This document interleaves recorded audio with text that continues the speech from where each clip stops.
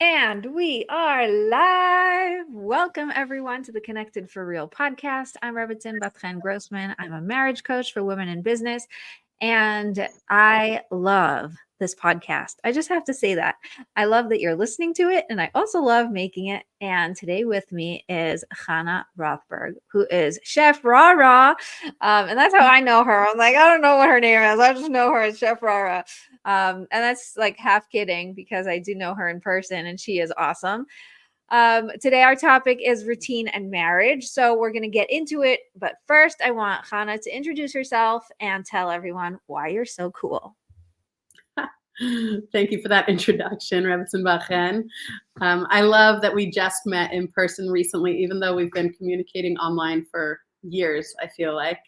And thank you so much for having me. Yeah. So I'm Chanah. I'm originally from Denver, Colorado. I am an Instamom to 9 kids in 3 years.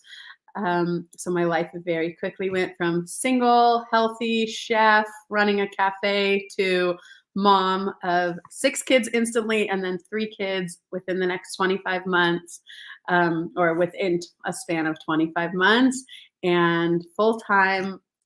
So now I'm a full-time mom. And I'm also a coach. I do health coaching. My type of coaching is very integrative. So it's hard for me to give a label as to the specific type of coaching I do because I integrate EFT tapping, narrative therapy, cooking classes, health coaching, all of that into each session, depending on where a person is at, because that's so important. I really don't believe the model that there's one size that fits all, especially when it comes to health. And especially when it comes to our food, there's so many people trying to tell you that they know what's right for your body when that's crazy. You know what's right for your body, but sometimes you lose yourself along the way and you need someone that's like, hey, wait, let's just get back to the basics for you. So that's what I do. You guys hear why I love her so much and why she fits right into our podcast here. Hello, unique. You know, we are all human and each one of us is so different, and we can't be thinking, well, it's supposed to work for me. It's not supposed to work for you because it's not you, right? Like what's supposed to work with you will work with you. And that's what I love, you know, that we're all on the same page around here. Is there is no such thing as one size fits all. Let's just put that out there. So I love it. I love it. Okay. So you married somebody with 6 kids and then you had your own 3 kids super quick. How old is your youngest now? She just turned 2. So my youngest are 2, 3, and 4.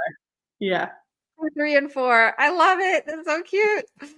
Okay, so this is the perfect time to segue into routines and marriage. And you know, when I say marriage, a lot of times that is, you know, all of the home life. So the atmosphere in the home, the you know, running, everything to do with food and just trying to get it all under control. So let's talk about that a little bit.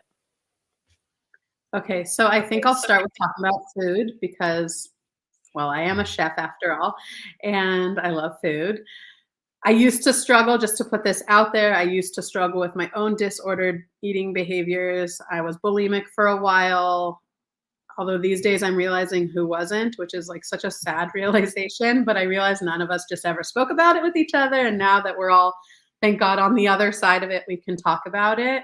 But it takes such a journey to develop a healthy relationship with food.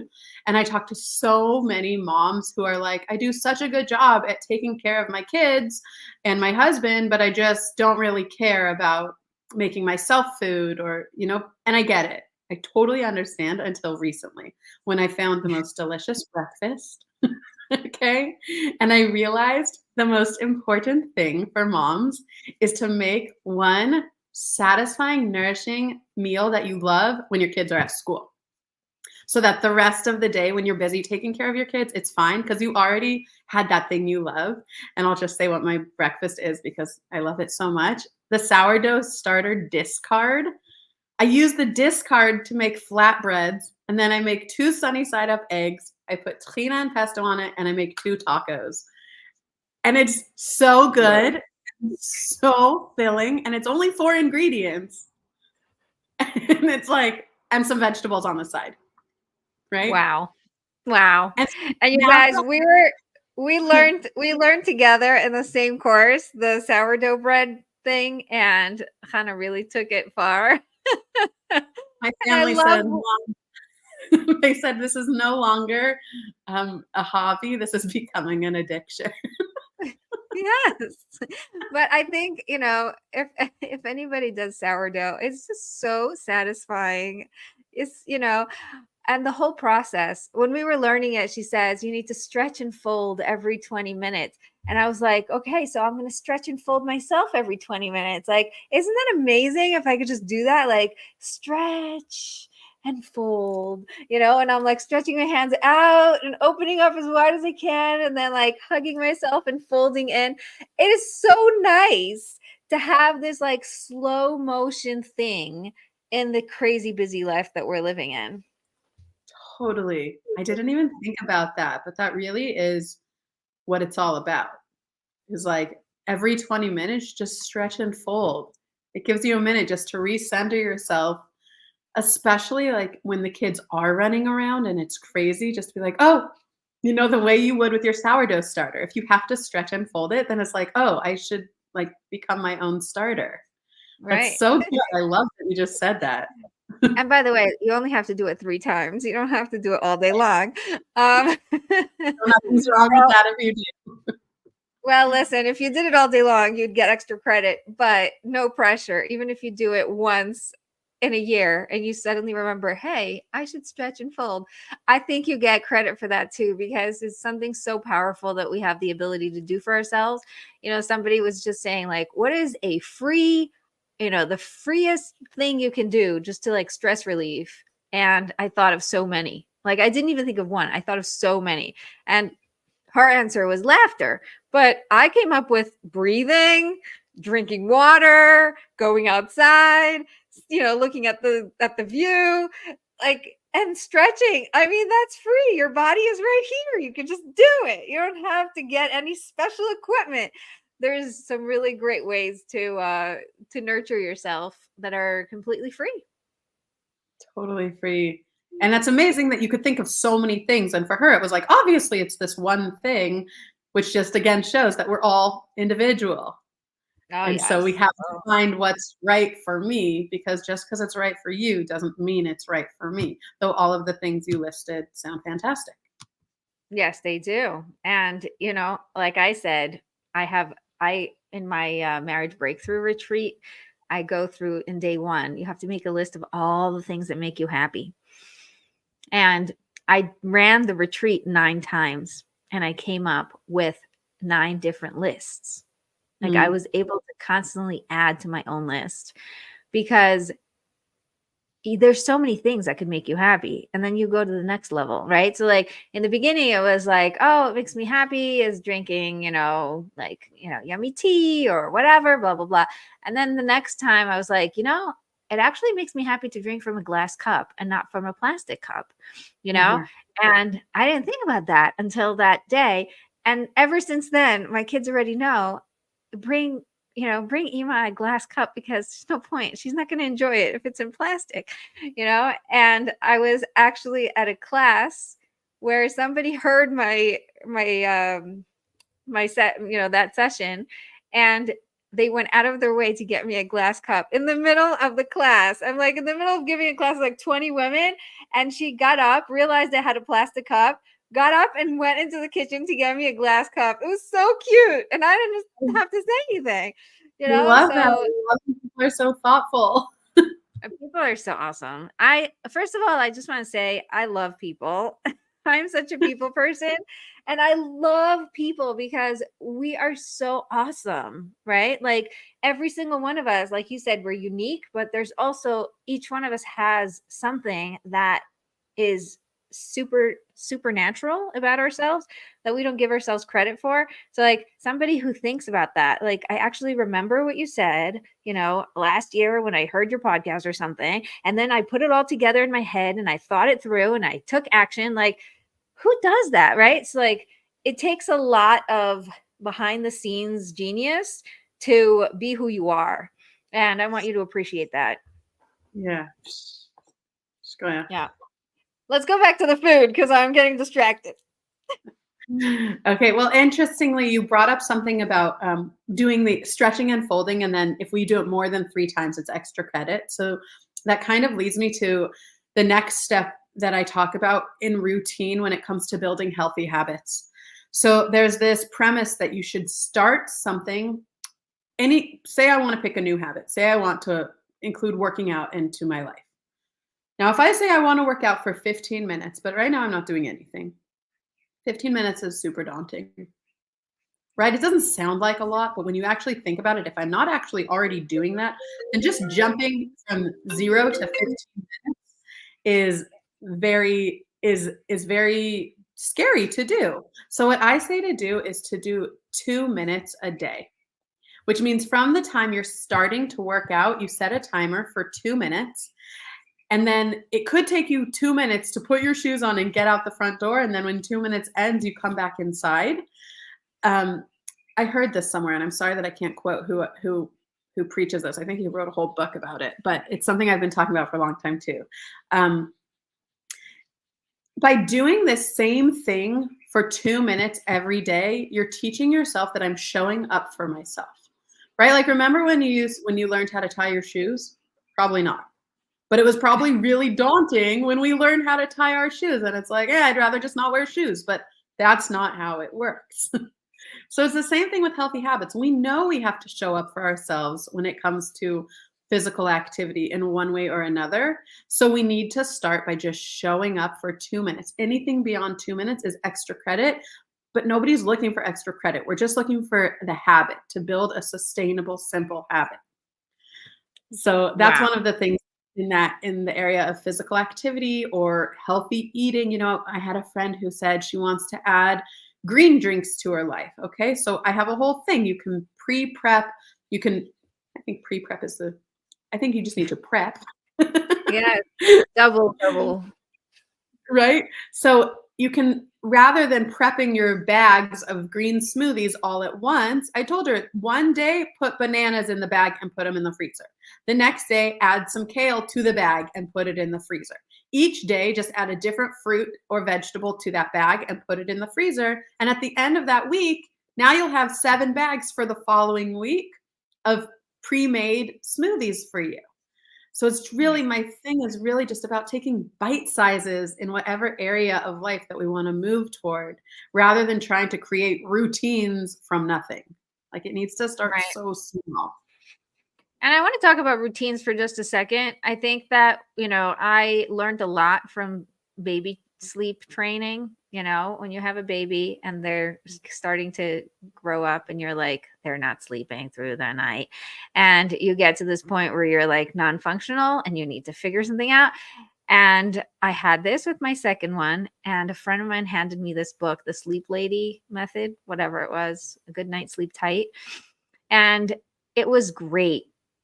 And one of the things that was the greatest about it was that she says, before you start adjusting your baby's schedule and changing his routine and doing all these things, just notice what's actually happening, because you already have a routine. A baby already has a rhythm. So a lot of times, if we just pause for a minute and see what the rhythm is already, what exists now, then we can start adjusting. Oh, here's where it needs a little bit of, earlier, later. Here's where I'm missing the mark. Here's where I want to see some change. But for the most part, you're going to see that there is a rhythm. And I think it's the same way with our life, right? So we're talking about rhythm in marriage, rhythm in family. There's already a rhythm happening. It's not working for you. Great, good awareness, but it's already there. And so now we don't have to create rhythm. We just have to adjust the rhythm that's already sort of flowing. Totally. It's a mindset shift. It's like with time, people can either think time is working against me or for me, right? The rhythm is either working against me or it's expanding for me to allow me to move with it.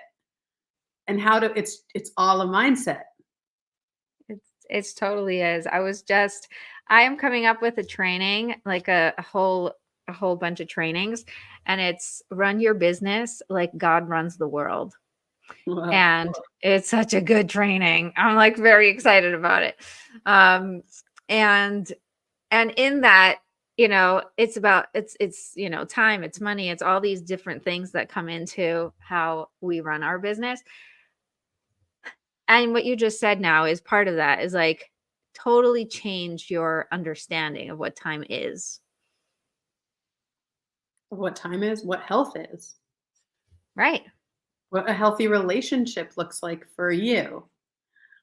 What joy looks like for you, and creativity and home environment. There's so many aspects to create a flow that works for us and in our favor, but only if we're willing to look at it in a way that this is serving me. Right. Exactly. Exactly. Yeah. And I think the killer of all mindsets is somebody's out to get me. This thing is out to get me. The time is after me. There's Mhm. never enough. There's not every time there's this like such negative energy to it. And we all have it in some way. You just have to catch it and be like, no, nobody's running after me. Time is just time. It's neutral. Right. Money is just money. It's neutral. All these people are just neutral. Like all these circumstances are neutral until I make them mean something. And I have a choice to decide what to make them mean, which is really fun because then I get to choose. Right. Yeah, and I think sometimes it comes from a place of lacking. It's Mm, like, if I do this, then I won't have time for this or money for this. Like, we're making a choice in a way rather than like doing it proactively. Like when you when you pay somebody, rather than thinking, oh man, now I don't have money for this or whatever, it'd be like, oh man, I get to give this guy money because this is supposed to be for him. So Hashem can be right. like, yep, refill. Exactly. Circulate your money. I was talking to my teenagers about the flow of money, and I said, if you start tracking your money, you will see the flow and you will understand something that most people don't understand. And so one of my teenagers actually took this to heart, and she started really, really tracking, like on her phone, ins and outs. She has a whole thing with the wallet and the something or rather, whatever. It shows her, with the colorful lines.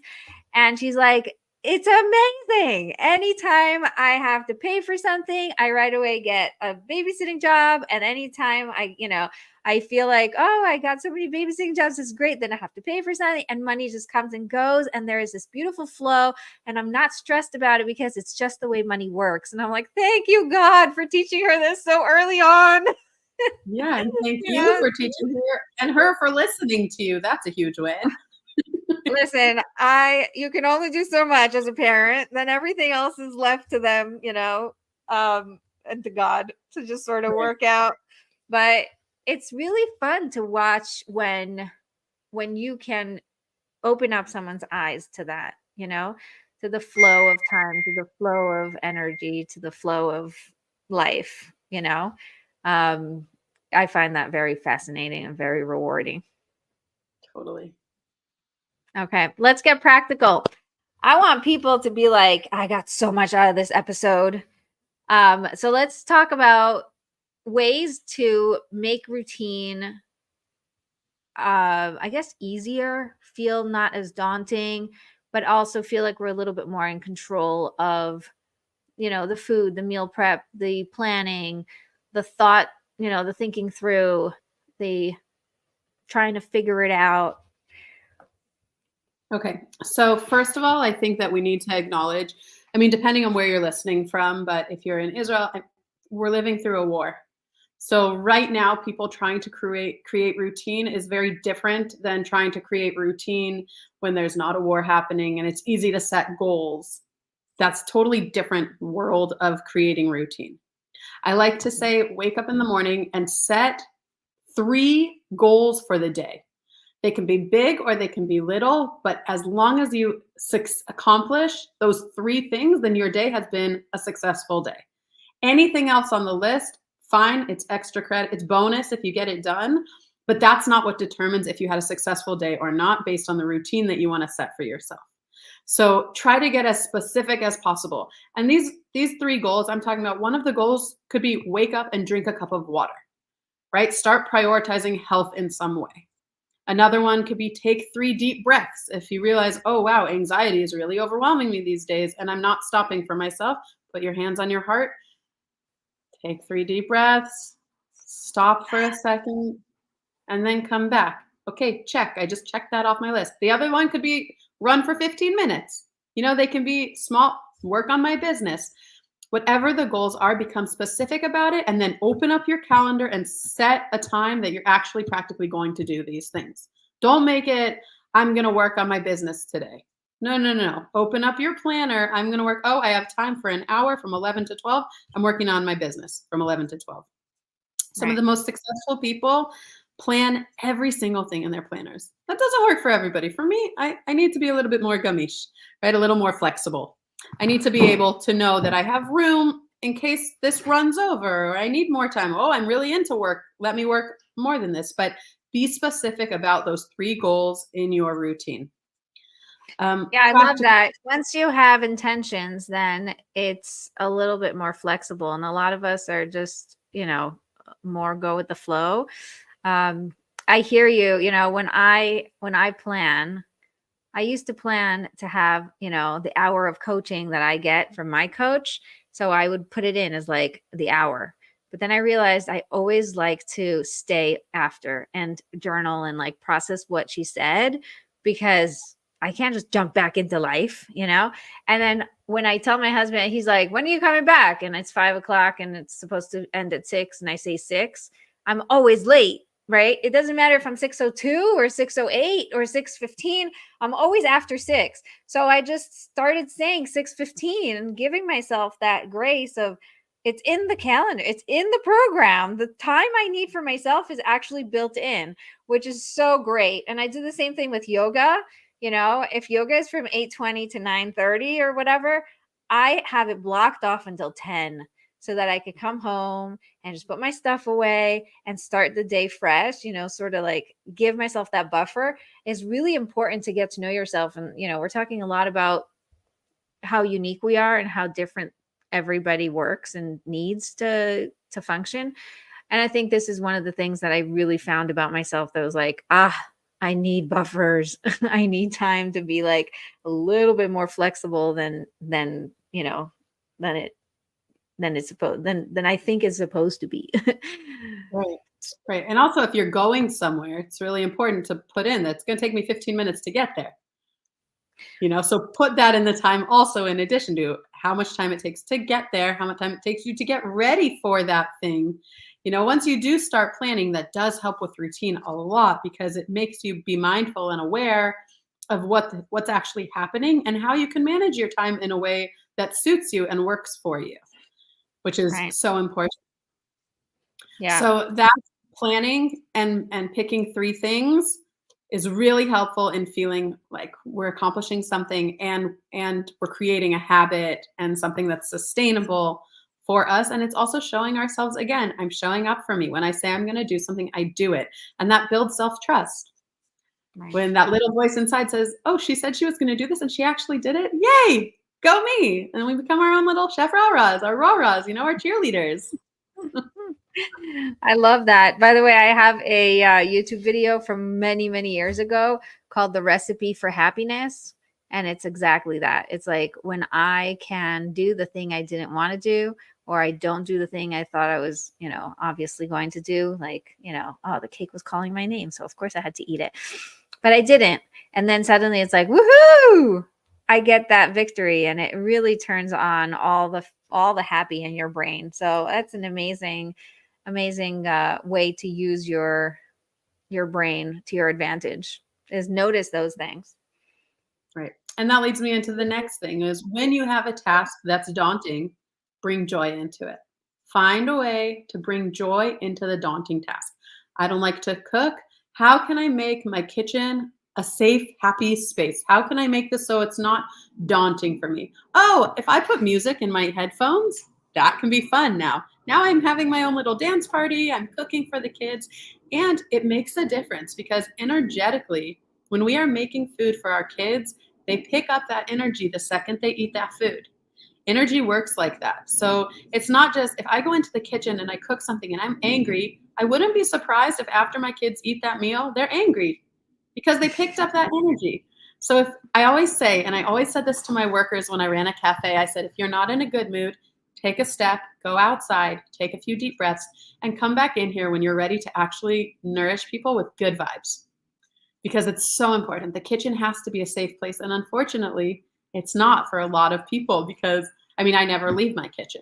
Thank God I have a beautiful kitchen, but with 9 kids, I am always making somebody something. The second someone says they're not hungry, then they come back 5 minutes later after I finished making somebody else food and they say they're hungry. So I live in the kitchen. And they also know that it's important for me to set gvulot, to set boundaries. If I know that I need a safe space now, but I'm still in the kitchen, I tell everybody, listen, guys, if you want me to be a nice Ema right now, please don't be in the kitchen. Come back in 10 minutes, but I need some safe space for me to do the things that I can do to nourish my family, but it needs to stay safe and joyful. I love it. I love it. You know, there's always a time when, usually after Shabbat, everything sort of comes down and I want to just clean up everything and get, start, like, press the restart button. I'm like, kitchen is closed. Nobody is allowed to come in here. Everybody go do something else, right? And it feels so nice to just do your own thing with your own earphones and your own, well, I do podcasts because I love listening to people talking, and I learned so much along the way. But it's like, this is my time, and I love it. I love it that you're bringing in, it's called pairing in habit forming. If you can pair something you like with something you don't like, then it sort of balances out and makes you feel better about it. Right. Mm-hmm. I love it. Yeah. Okay, so we've talked about bringing joy into daunting areas. We've talked about setting 3 tasks a day and planning them out practically, becoming very specific about when we're going to get things done. What else do you want to be practical about? Well, I'd love to hear a little bit about marriage and how we can bring routine into marriage. Right. So that's a really challenging one for me, and I work really hard at it because talk about planning. Like, how do you plan your marriage when you have 9 people in between you two, right? We try to go out once a week. We try to go on a date once a week, whether it's at night or during the day, depending on if our schedules line up and if we can get a babysitter or not. We really try to prioritize going out once a week with each other, at least. There's something that I created that I actually forgot to tell my husband that I had created this, but it's called a honeymoon moment. So, like, everything's happening and it's crazy, and he and I lock eyes from across the room. Honeymoon moment. Like, we connected, but it's just trying to connect. Then I told him I created it, and he thought it was awesome. It is. But I was like, getting so much pleasure from just becoming mindful, or we're standing at the sink together at the same time and I'm washing dishes and he's making a cup of coffee, but it's just the two of us in that moment, no matter what else is happening. Just to be aware of those honeymoon moments when we recognize it's you and me and we're in this together and this is our crazy ship, but we're sailing it together. It's so powerful. Like, we used to, and this is something, after this conversation, I'll bring it back with him, Bezat Hashem, because we used to sit down every day and just have a cup of coffee or tea together in the middle of whatever else was going on, just for 20 minutes, just to catch up with each other. Because I'll tell you, at the beginning of our marriage, that was really something that was challenging for me, because at the beginning of our marriage, our kids, my stepkids, were going back and forth between their mother's house and his house every other day. Whoa. And it was like there was no time to be on the same page, because it was just like the door kept opening and closing and there was no rhythm and there was no routine. And for me, as a single newlywed who's now also an Insta mom to 6, and there's so much laundry and so much junk food in the house, and everything was hafuch ala fuch, like completely upside down, just backwards, forwards. I couldn't tell anything from anything at that point. And there was no routine, and connecting was like so hard. I remember our first sit down just to say, Like, we need to have check-ins every day in the middle of the day so that we can understand what's happening in our home, because he and I are in charge of this house. Energetically, as parents, whatever it is, the adults in the house, we control the vibe. And when one of us loses it, the other one has to be able to say, "Okay, hold on, like, go take a minute so that I can keep us all still in this good, calm energy, because if you're losing it, I start to lose it. And then the Right. kids for sure have lost it, and then we've lost everything, and how are we gonna get it all back together?" So, um, it's just so important to be able to connect with each other, especially when things are going crazy, just to know that the kids will be okay if you say, "Hold on, we need a few minutes to talk to each other." And my kids always will be like, "You always just wanna be with each other." And it's like, always is a relative term in, like, what you're talking about, because 'cause we're talking about 3 minutes right now. Always and never, your favorite friends. My friend used to say that she is nobody and somebody at the same time. Whenever Right. nobody takes out the garbage, she's the nobody. And whenever somebody has to pick up the phone, she's the somebody. So she says, I'm either nobody or I'm somebody. But so it's those things. And this is, the language that we use, like you mentioned NLP, EFT, all these, modalities. In NLP, it's all about the language you use, right? It's neuro-linguistic programming. It's the language really affects you. So when you say we're never together, we always, have to fight, or we are always, blah, blah, blah, or you always go somewhere and only care about your, the couple or whatever, that always is going to sit there and, throw more stuff at you because it's a word that's, loaded. Yeah, and also rarely true. No, never true. And never, I'm using never as Hardly. hardly true. Just like with Byron Katie, the work by Byron Katie, she is like, is it true? Is it absolutely true? Right. And you get to a point where it's like, nothing is absolutely true, because there's always this 0.001% of maybe it's not. Right, right. Except for God. Well, yeah, then there we know. And then we know nothing. Exactly. He is everything and nothing at the same time. He is the ultimate perfection. The ultimate, yeah. I was just saying Shema. I was just saying Shema this morning, and what hit me was when we say Echad, one, God is one, right? And I was thinking, because in my challenge right now, we're talking about failure and success. And I'm like, actually, both failure and success are one. They're the same. They're two sides of the same coin. You basically took action, and the result weren't in your hands, but you did. They're one. They are.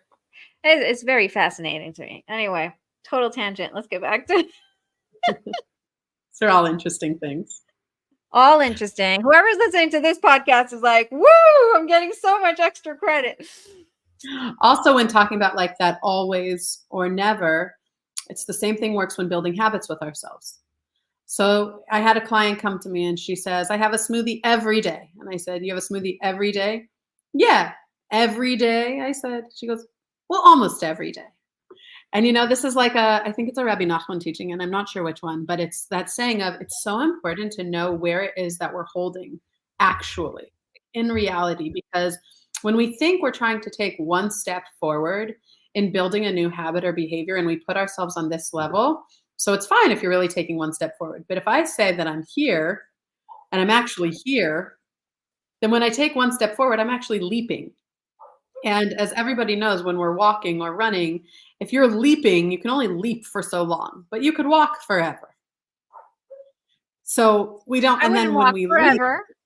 Leap, I wouldn't walk forever, but But you won't stop. Your legs aren't going to stop. Right? But if you're jumping, at some point you might stop jumping and start walking. Right. Because we realize we have to just put one foot in front of the other. Otherwise, when we fall, we're going to fall back farther to habits and behaviors that were way worse off than where we started because we just say, ugh, never mind, I give up. I can't do this. It's too hard. It's like, hold on, be precious, be patient with ourselves. We're just humans living a human experience, trying to create patterns and behaviors that are in alignment with us when we have things being thrown at us from every which direction, whether it's our kids, our marriage, a war. We aren't we aren't in control of anything other than ourselves and how we respond to situations and how we use time for us. And so that we can live a life we're proud of and that is in alignment with myself. But quite often we just start comparing to everything else that's out there. And social media is the worst because, I've tried posting the not fun things on social media and it's nice. I get some messages, from people, but then I'm like, okay, but I'm already past it, and they're all still stuck on it. But when you see everybody just being happy about everything, then it's like, oh, I want to be happy about everything. It's like, I was on the phone with my brother and I have my 3 littles and 2 bigger kids that were all screaming my name. And I was like, oh my gosh. And he's like, this is the stuff I want to see. This is awesome. Yes. But that's real life. And so how do I find myself in those moments? How do I find my peace of mind, my peace of kitchen, my peace of whatever it is that says to me, okay, this is my safe space and I got this. I got this life. I got this routine. So what do people do? What's the first step you want to take? Like Rebbetzin Bat-Chen, I'll ask you, if you need to find one area in your life right now that isn't where you'd like it to be, what's that area? Lunch. Lunch. I Okay. I got into a good rhythm making lunch and then I fell off and I keep going back and forth. I really like cooking lunch. Like, okay, I used to not like it, but I got into liking it. But then I'm just so busy and distracted with all the things I want to do during the day because I have such limited time without kids around that lunch ends up being, oh man, they're coming in 2 seconds. What should I feed them? Oh, let me like come up with some instant food or something, cut up some vegetables, throw them on the table, pretend I made something. So I don't feel very proud of lunch right now. But yeah, that's where I want to make it more streamlined and routine-y. Okay, so how important is this to you from 0 to 10? 0 being not that important and 10 being this is the most important. 7. Okay, is that high enough to actually want to do something about it, or is there a different area in your life that holds higher? Well, that's the problem. It's not high enough, and that's why it's falling behind. And it's a problem for you, or it's a problem for your kids? It's a problem for 2 of my kids because everyone else comes later. It's, the problem really starts by just the scheduling of life. So some kids come home at 1:30, some kids come home at 3:30, some kids come home at 4, and so there's this ongoing, like you said, the door keeps opening and closing. And so also just 1:30 is so early. I finally got them out of the door and I finally finished my morning routine. It's like 9 o'clock and I'm sitting down to have meetings and I have meetings from 9 to 1. And then at 1, I'm like, I only have half an hour left to lunch. And it's just one of those things that, if I want it, then I'll do it and I figure it out. But most of the time it's just not important enough. And I end up going for leftovers because thank God there is a ton of food. It's just not fresh or, in a pot.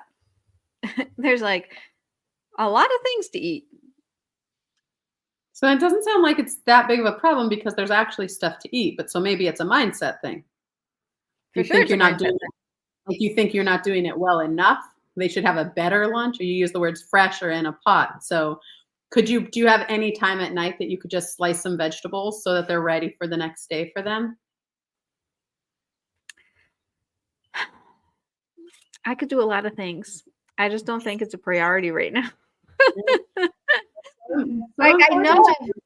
Right. I know I've been very successful at this before, and I come up with plans and with, this and that and the whole whatever.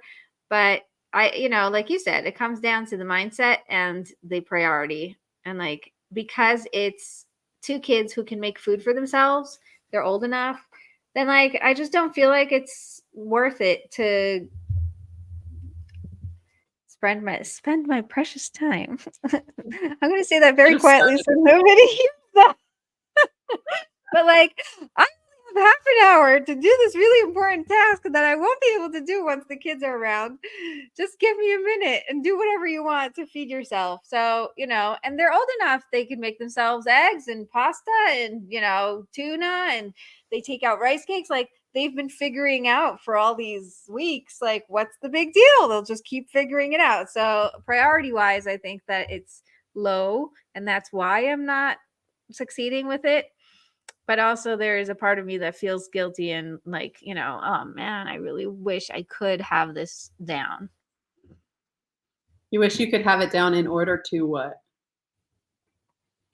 Well, in order to, I think that, I know that it changes the atmosphere when they come home, when there's food. Uh-huh. And so that change in atmosphere would provide you with what? Or your house with what?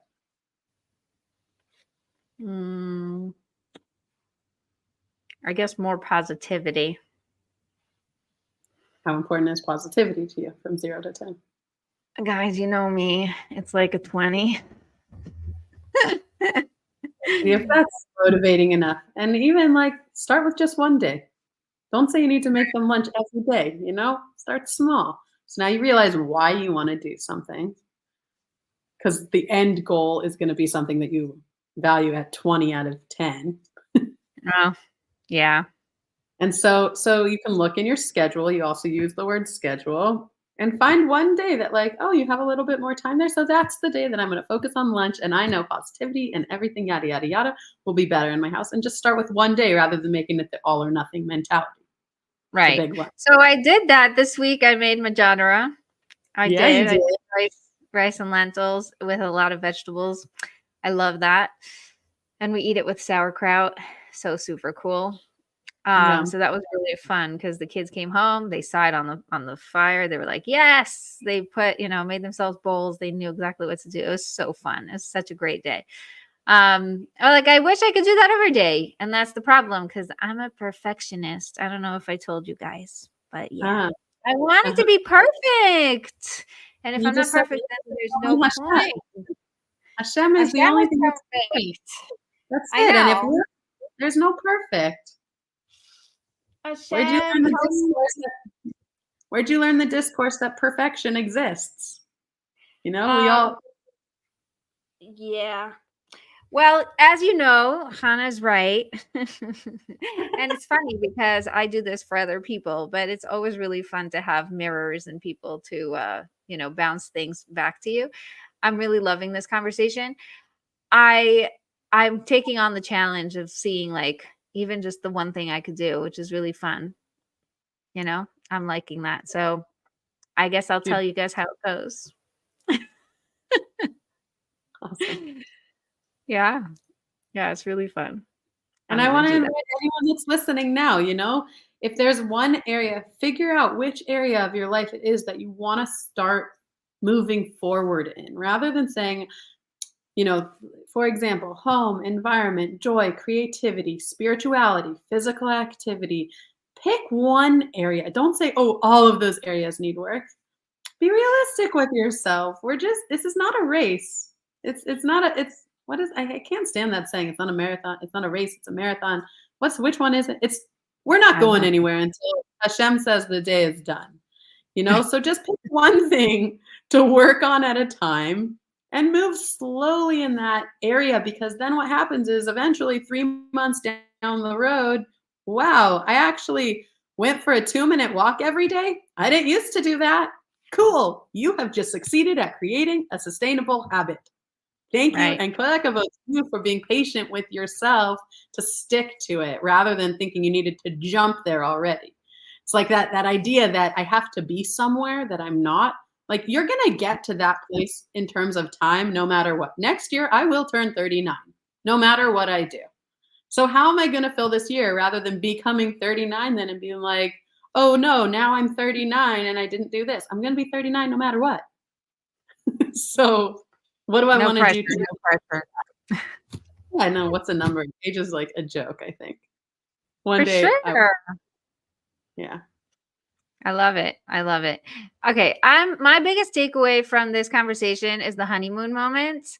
I think that is something I can really lean into, being that I have this tendency to go all or nothing. Be like, well, we can't figure out the date night thing, and we can't figure out the 20 minutes a day thing. And like, we never overlap enough to be able to just, sit and talk or whatever. It's, and all those things, it's not all or nothing, and it's not never always. It's just the rhythms of life, right? So there's times when I'm working more and I'm trying to lean in, and then there's times where I'm more, totally free and relaxed. And, usually after I have a baby, I'm like, woohoo, no work, and suddenly you find yourself like, oh, I'm cooking. Oh, look at that. I'm doing things with food, right? Because you're freer and you have a different rhythm and a different season of your life. And so I really like that in any season and in any rhythm and in any situation, you could catch those little moments where it's like, hey, look, I could look into your eyes and I could give you a smile and I could wave hi from across the room. Yesterday we were laughing. I went to a friend's house and she had her best friend there. So I got to meet a new friend. It was really fun.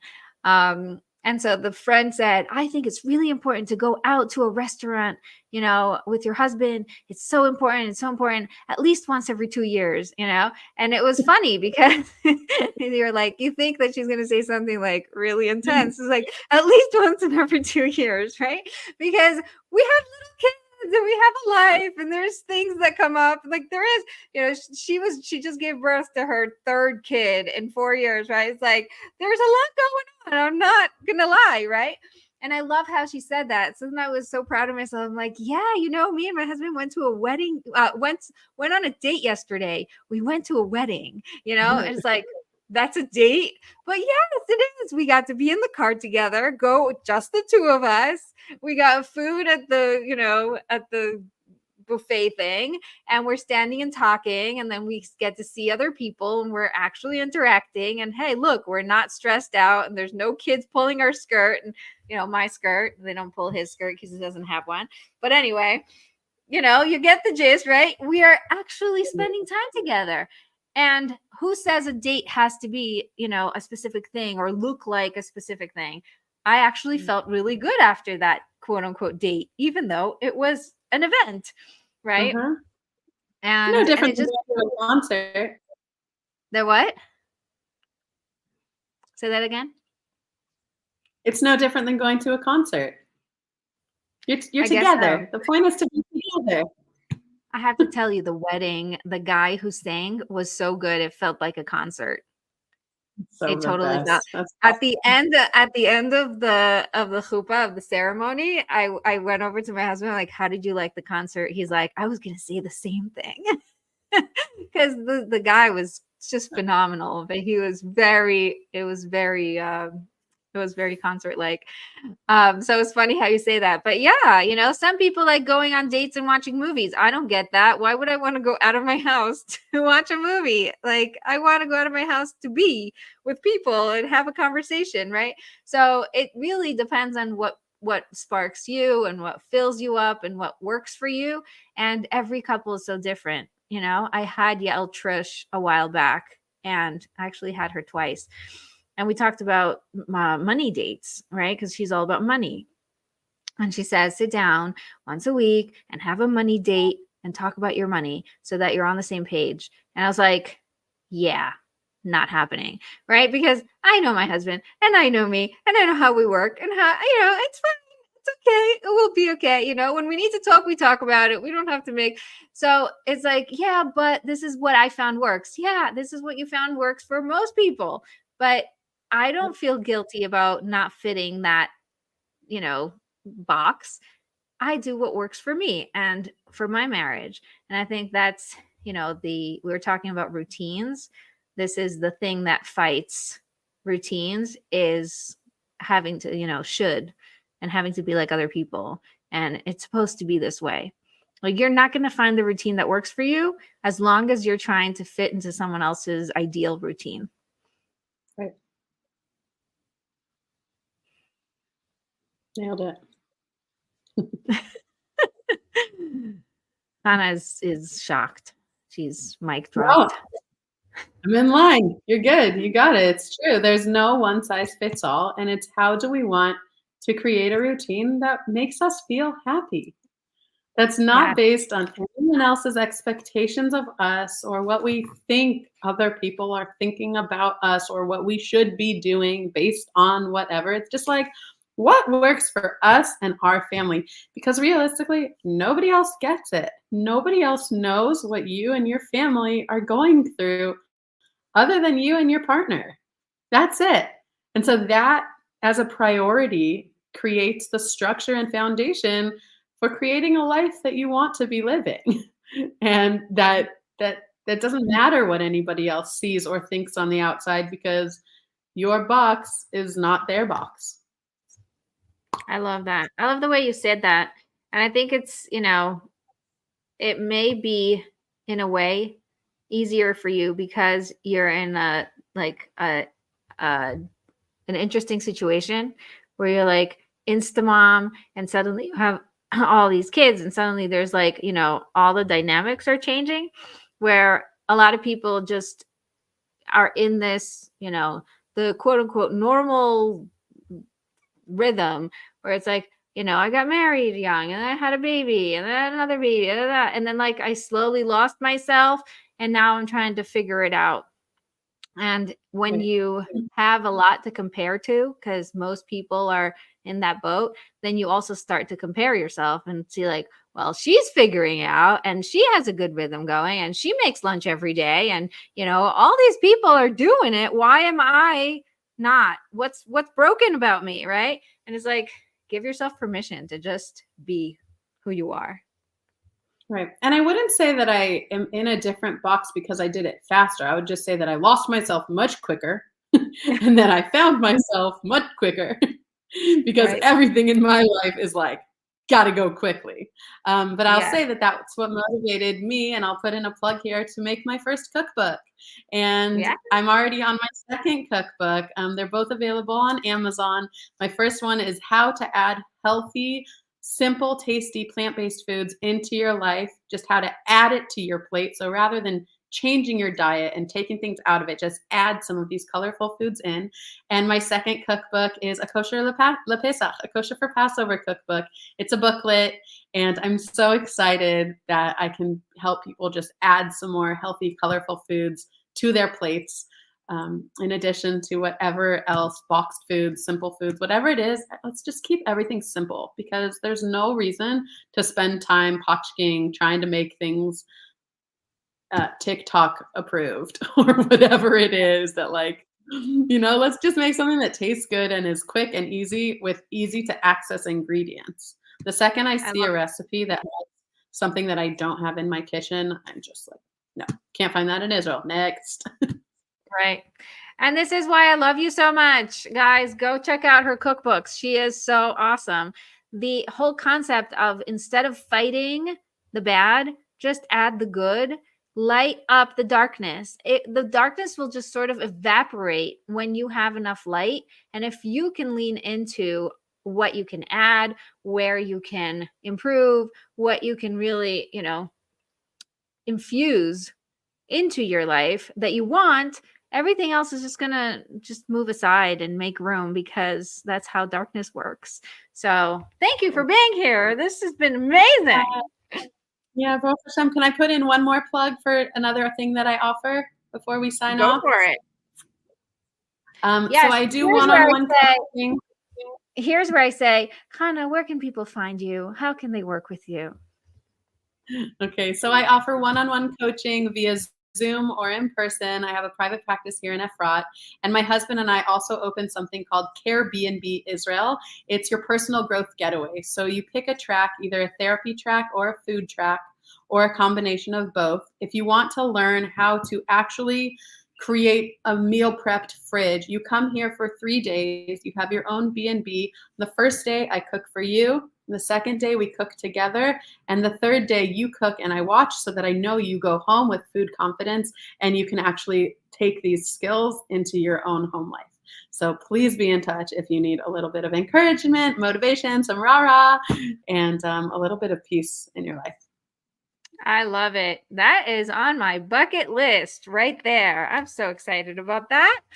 Thank you so much, all of you, for listening and for joining us today. This has been so much fun. And thank you for coming along with us on all those tangents. It was really exciting. And thank you, Chanah, so much for being here with me. Don't forget to come back next week for another amazing episode. And don't forget to be connected for real. Thank you, Chanah. Thank you.